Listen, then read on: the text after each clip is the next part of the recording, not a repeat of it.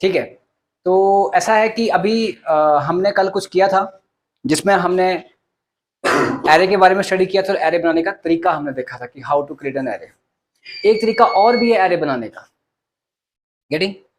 वो क्या है, जैसे हम क्या करेंगे, यहाँ पर वैर लेंगे VAR और कोई भी नाम ले लेंगे, मान लो ARR नाम ले लिया, मार्क्स मोक्स जो भी लेना है आपकी मर्जी है, ये लिया इज इक्वल टू हमने क्या किया, उसके बाद यहाँ पर न्यू लिखा जाएगा, न्यू ऐसे करके, और यहाँ पर लिखा जाएगा एरे ARRY ऐसे करके और ऐसे करके।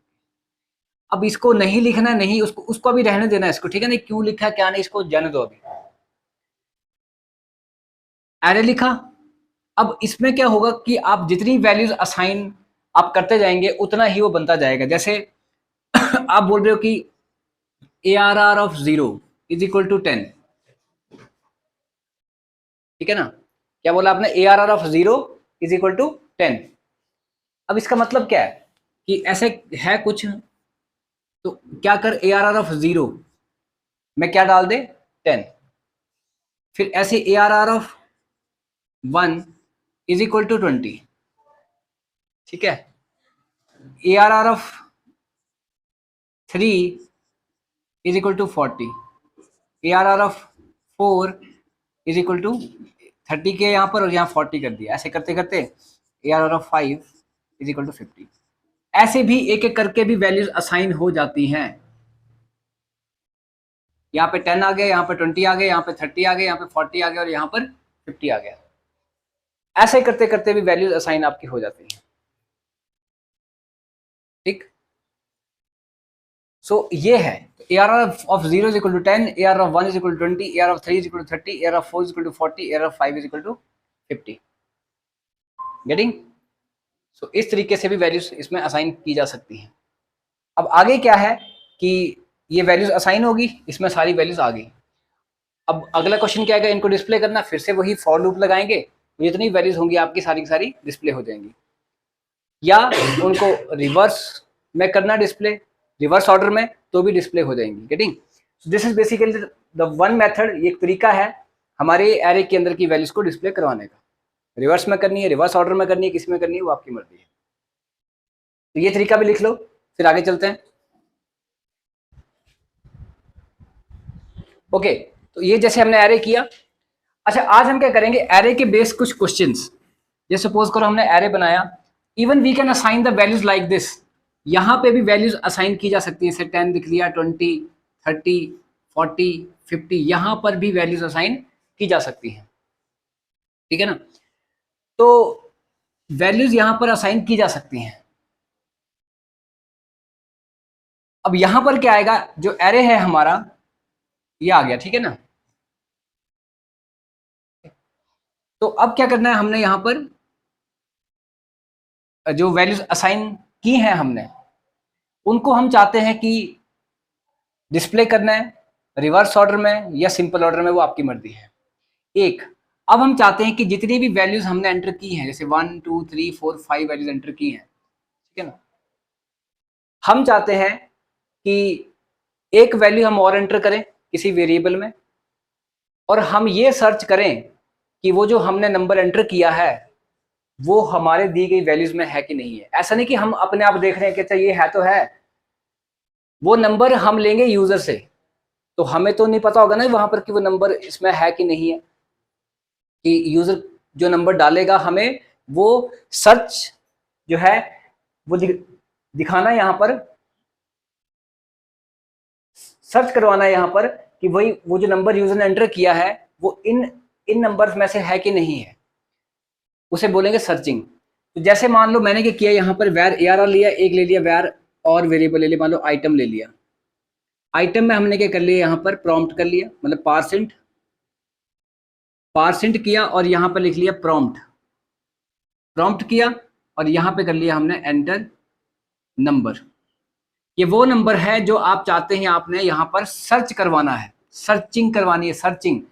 अब क्या होगा कि यूजर कोई ना कोई नंबर यहाँ पे डालेगा आइटम में, तो वी वांट कि ये जो हमने नंबर्स यहाँ पे डाले हुए हैं, एंटर किए हुए हैं, वो जो नंबर यूजर ने डाला है वो यहाँ पर उसको सर्च होकर के मिले, डिस्प्ले होकर के मिले। ठीक, जो नंबर यहाँ पे यूजर ने डाला है वो उसको डिस्प्ले होकर के मिले। तो अब उसके लिए हम क्या कोड लिखेंगे क्या नहीं, ये आपने हमें लिख के दिखाना है।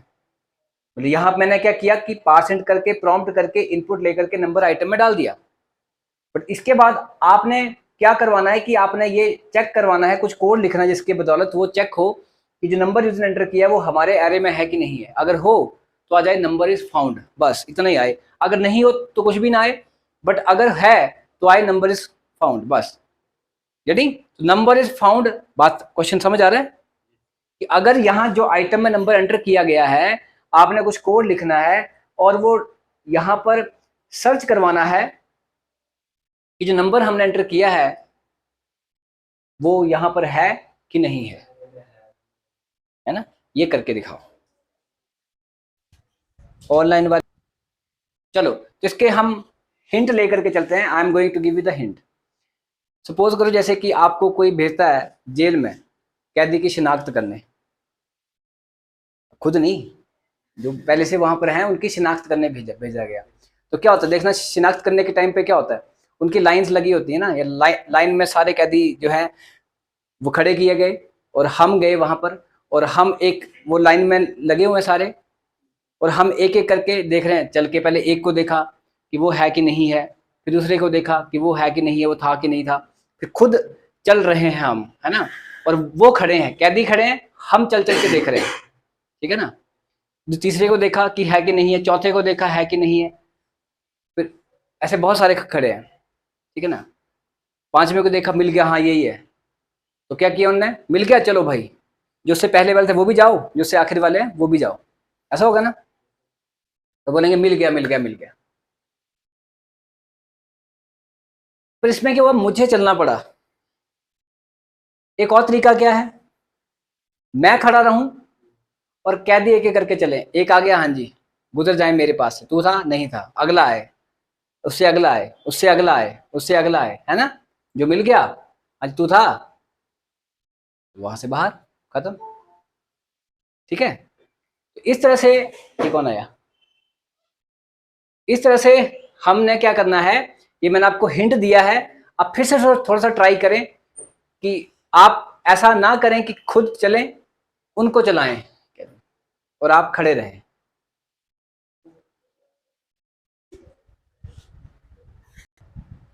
ठीक है, तो i is equal to 0, i less than is equal to 4, जो उसकी लेंथ है उससे एक कम, i प्लस प्लस, ठीक है,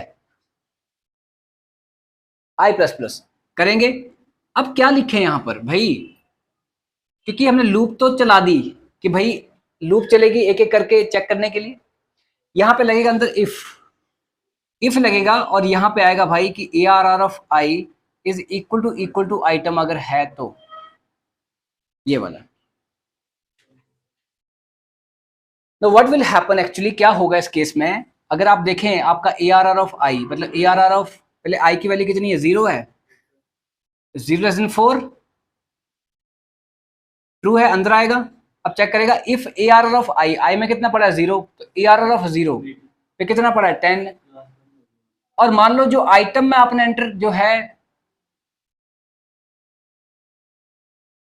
करवाया है वो है 30, जो करवाया आइटम एंटर वो है 30। कौन सी वाली, नेट छेड़ा हो गया उन्होंने फिर ना।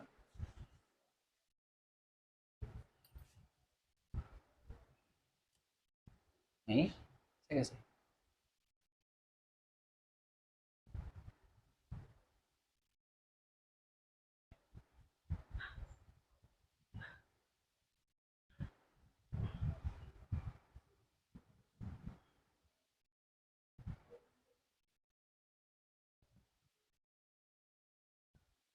किधर आई,